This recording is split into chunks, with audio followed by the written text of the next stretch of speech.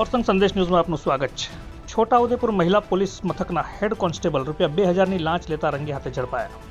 છોટાઉદેપુર નગરની મધ્યમાં આવેલા મહિલા પોલીસ મથકમાં ફરજ બજાવતા હેડ કોન્સ્ટેબલ અરુણાબેન કરશનભાઈ રાઠવા આજ રોજ ₹2000ની લાંચ લેતા એસીબીના છટકામાં રંગે હાથ ઝડપાઈ ગયા હતા।